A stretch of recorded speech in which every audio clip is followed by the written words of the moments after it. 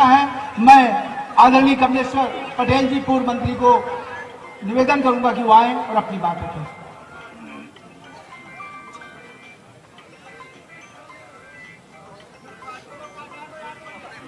हम सबके नेता परम सम्मानीय श्रद्धेय श्री कमलनाथ जी,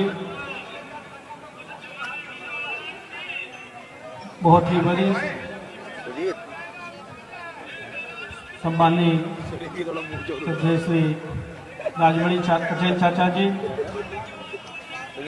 आदरणीय सिद्धार्थ कुशवाहा जी, आदरणीय कल्पना वर्मा जी, आदरणीय बैजनाथ कुशवाहा जी, आदरणीय तरवर लोधी जी हमारे विधायक साथी हैं, आदरणीय पूर्व महापौर महिला कांग्रेस की अध्यक्ष विभा भाभी, महापौर रीवा आदरणीय श्री मिश्रा जी, आदरणीय हमारे विधायक साथी जिन्होंने इमरती देवी को हराया है, हमारे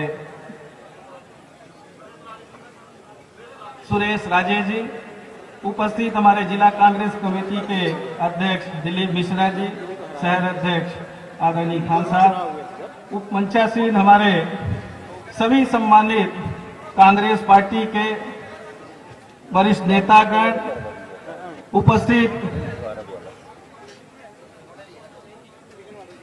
संभाग भर से आए सभी कांग्रेस पार्टी के कार्यकर्ता पदाधिकारी साथियों, पिछड़ा वर्ग कांग्रेस के उपस्थित सभी सम्मानित हमारे पदाधिकारी कार्यकर्ता साथियों, सतना जिले के सभी सम्मानित पदाधिकारी कार्यकर्ता साथियों, सभी सम्मानित हमारे इलेक्ट्रॉनिक प्रिंट मीडिया के पत्रकार साथियों, आज सुखलाल कुशवाहा जी का जन्मदिन है।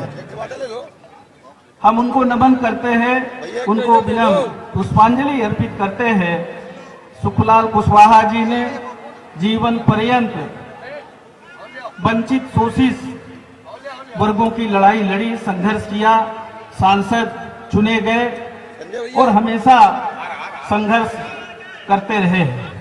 हम सबको संकल्प लेने की आवश्यकता है।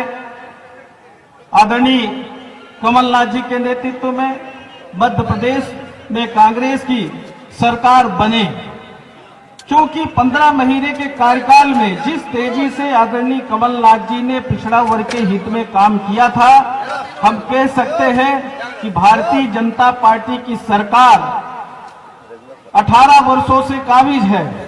18 वर्ष पूर्ण होने वाले हैं, पर इन्होंने 18 वर्ष में सिर्फ पिछड़ा वर्ग के नाम पे मुख्यमंत्री तो दिए, पर पिछड़ा वर्ग के लोगों को अधिकार नहीं दिया, बल्कि अधिकार छीनने का काम भारतीय जनता पार्टी की सरकार ने किया है। लगातार अधिकार छीनने का काम किया। एक तरफ कमलनाथ जी मुख्यमंत्री बनते हैं, पिछड़ा वर्ग को 27% आरक्षण देने का कानून बनाते हैं, विधानसभा में पारित हो जाता है, गजट नोटिफिकेशन हो जाता है, आदेश जारी हो जाता है, पर मध्य प्रदेश की भारतीय जनता पार्टी की सरकार और भाजपा आरएसएस के लोग कोर्ट में जाते हैं, हाई कोर्ट में रोक लगाते हैं, और रोक आज भी सिर्फ 1-2 विभागों में रोक लगी हुई थी, अब तो वो भी हट गया, पर पिछड़ा वर्ग के लोगों को किसी भी सरकारी नौकरी में कहीं भी आरक्षण का पालन नहीं हो रहा है। एमपीपीएससी की 4 वर्ष से परीक्षाएं नहीं हो रही है, पिछड़ा वर्ग को उनका अधिकार नहीं मिल रहा है। किसी भी नौकरियों में पिछड़ा वर्ग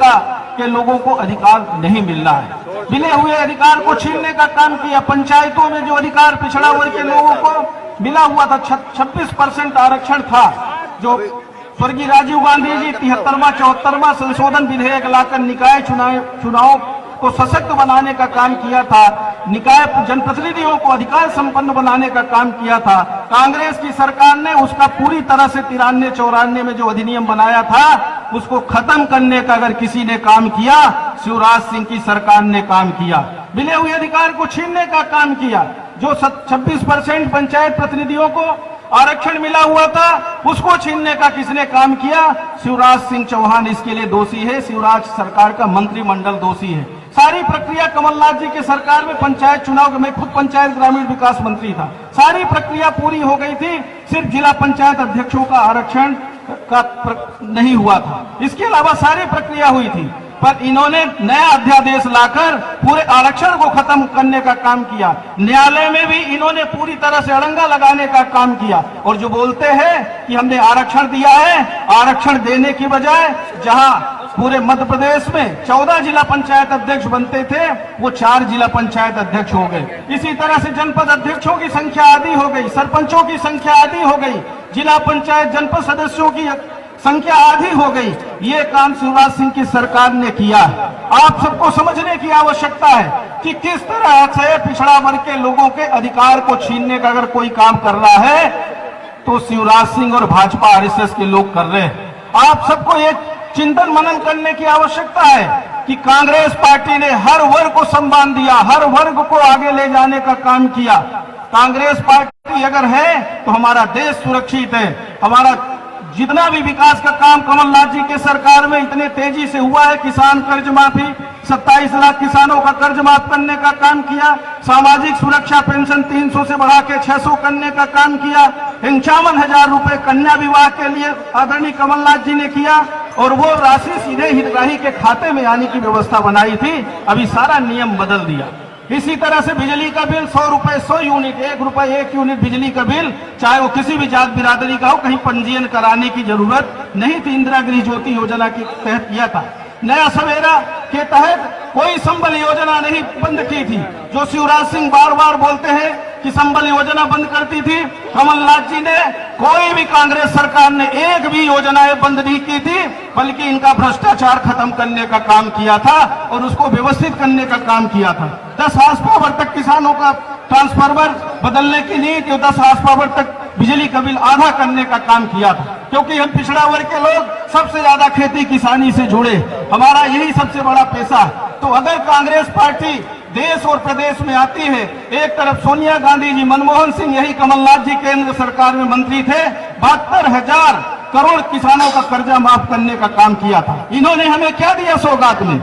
महंगाई, बेरोजगारी, भ्रष्टाचार, और आज जाति और धर्म के नाम पर लड़ाने की कोशिश हो रही है। हम सबको संकल्प लेने की आवश्यकता है कि इस बार भारतीय जनता पार्टी का सफाया मध्य प्रदेश से और देश से करना है। मध्य प्रदेश में कमलनाथ जी के नेतृत्व में सरकार बने, कमलनाथ जी प्रदेश के मुख्यमंत्री बने और भारत देश में राहुल गांधी जी देश के प्रधानमंत्री बने। युवा बेरोजगारों को न्याय मिले, हमारे किसानों को न्याय मिले, माता बहनों को न्याय मिले। और वो कांग्रेस पार्टी अगर सत्ता में काबिज होगी तभी संभव है, नहीं तो ये सारा लूट लेंगे, बड़े बड़े उद्योगपतियों को लुटा देंगे। आज ये हमारे सामने चुनौती है और ये चुनौती को हम सबको मिलकर स्वीकार करना पड़ेगा। एक एक कार्यकर्ताओं की जिम्मेदारी बनती है कि हम सारे लोग मिलकर इस लड़ाई को लड़ें और जीतें। चाहे हमारे मंच पे पदाधिकारी कार्यकर्ता साथी बैठे हैं और चाहे सामने की तरफ जो लोग बैठे हैं, सबके सामने आज ये बहुत बड़ी चुनौती है। शिवराज सिंह बोलते हैं कि कमलनाथ जी ने महापाप किया है। अरे कमलनाथ जी ने अगर गिनाएंगे तो देश और प्रदेश के लिए कितने सारे काम किए हैं। आपके जैसे झूठ नहीं बोलते। आपके पास तो झूठ की पाठशाला है, आपके पास अगर घोषणाओं की पाठशाला, आपने तो इतनी सारी घोषणाएं कर दी जो कभी पूरी नहीं हो सकती। गौशालाएं किसने बनाया? कांग्रेस सरकार ने बनाया। आज आवारा पशुओं से कौन परेशान है? 1001 साल में नवीन गौशाला बनाई, 4000 और नवीन गौशालाएं स्वीकृत की थी जो आधी अधूरी पड़ी हैं। बहुत सारा काम कमलनाथ जी ने बहुत कम समय में किया है। हम ये कह सकते हैं कि अगर आप चाहते हैं कि महिलाओं का सशक्तिकरण हो, हमें फिर से अधिकार मिले, पंचायतों को फिर से अधिकार मिले, तो फिर कमलनाथ जी को फिर से मध्य प्रदेश का मुख्यमंत्री बनाने के लिए आप सब तटस्थ होइए। अधिकारी कर्मचारी आंदोलनरत है, स्वास्थ्य कर्मी आंदोलनरत है। आज कोई ऐसा वर्ग नहीं बचा है जो इस सरकार के खिलाफ आंदोलन नहीं कर रहा हो। और ये पिछड़ा वर्ग के हमारे शिक्षक जो उनका उत्कृष्ट सूची में है, उनका रिजल्ट आने के बाद भी उनको चयन सूची में नहीं शामिल किया जा रहा है, मेरिट सूची में होने के बाद भी वो आंदोलनरत है। ये सब बातें हमारे सामने है। हम सबको इस चुनौती को स्वीकार करते हुए लड़ना पड़ेगा। अगर एक तरफ राहुल गांधी जी भारत जोड़ो यात्रा को लेके 3700 किलोमीटर चल रहे हैं, धर्म और जाति के नाम पे जो लड़ाने की कोशिश हो रही है, महंगाई बेरोजगारी के खिलाफ वो आंदोलन कर रहे हैं, तो क्या हम अपने जिले में, अपने प्रदेश में 200-300 किलोमीटर की पदयात्रा नहीं कर सकते। ये आप सबको, हम सबको मिलकर करना पड़ेगा। हम समझ सकते हैं कि अगर हम सबने मिलकर ये काम किया तो कांग्रेस पार्टी की सरकार बनाने से कोई नहीं रोक सकता। जहां भी जाओ हर वर्ग ये कहता है, अधिकारी कर्मचारी भी अकेले में कहते हैं बदल दीजिए, आप लोग आगे आइए। किसान कहता है, मजदूर कहता है, और हम ये कह सकते हैं कि अगर हम सब लोगों ने मिलकर ये लड़ाई लड़ी तो सत्ता परिवर्तन 100% होगा और 200 के पार कांग्रेस पार्टी के विधायक जीतेंगे, ये हम कह सकते हैं। आप सबका बहुत बहुत धन्यवाद। आदरणीय कमलनाथ जी का अभिनंदन। जय हिंद।